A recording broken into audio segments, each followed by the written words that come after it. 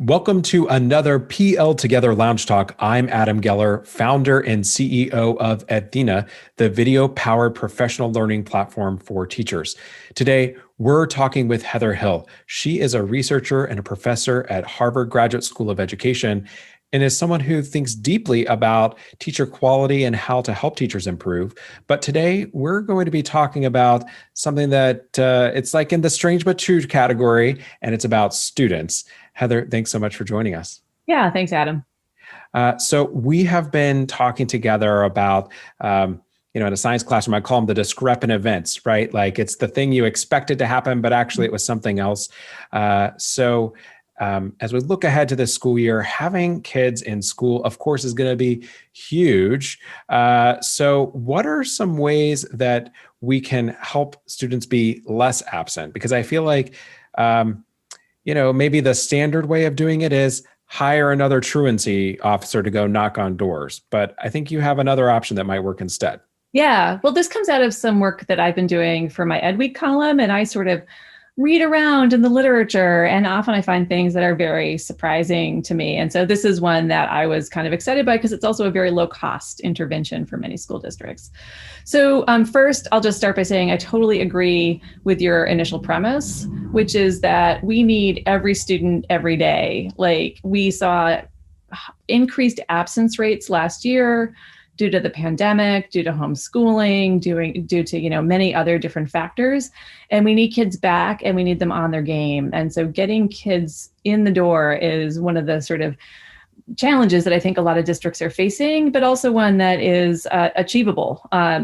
So some of the research that I was finding was that rather than going the more punitive route, what schools should do to get kids back in the classroom is to actually take an informational approach.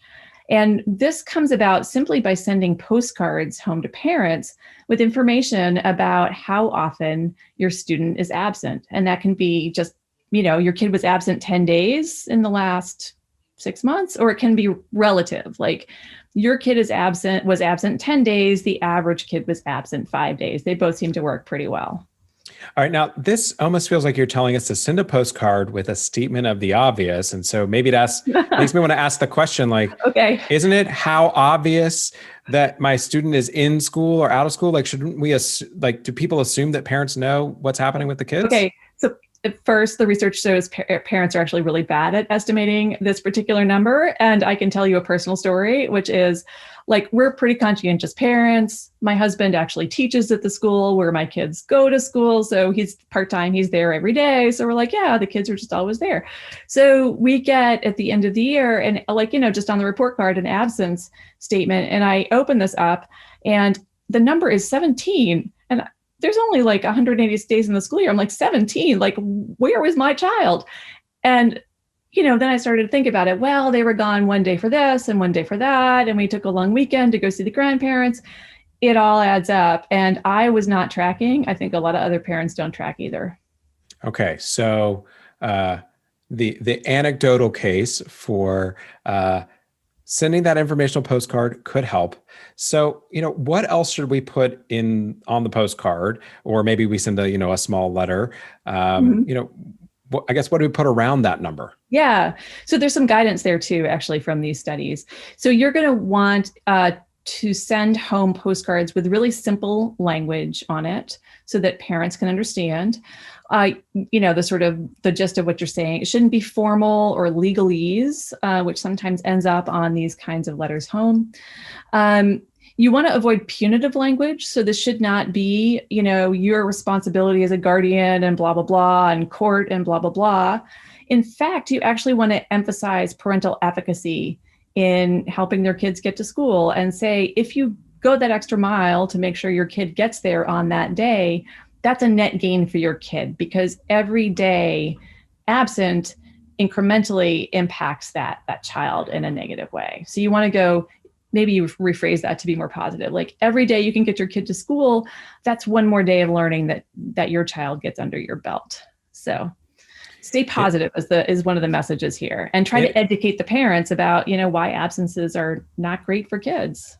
It is interesting though, right? Because at the beginning, I mentioned that kind of typical starting point, which is maybe it's not the truancy officer, but it's someone, right? Like calling to say, you Mhm. didn't, you didn't, you didn't, Right. which is a very stick approach. And I think you're saying the literature tells us use that carrot to Mhm. encourage them to ensure their kids are in school more often to get more of the benefits of school. So Yeah. And it's also true, positively like, focused. yeah, it's also true when you look at chronic absenteeism. So there's like absences and then there's chronic absenteeism.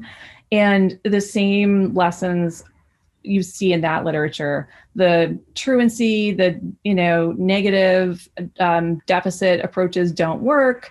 What works is taking a sort of strengths-based approach with families and saying, like, what do we have in place that can get this kid to school more often? What is going to be interesting to the kid in school, or what can we do as a community to make this a more appealing setting for this child? And maybe if you're a principal, you can go out shopping for some really nice looking postcards. Yes.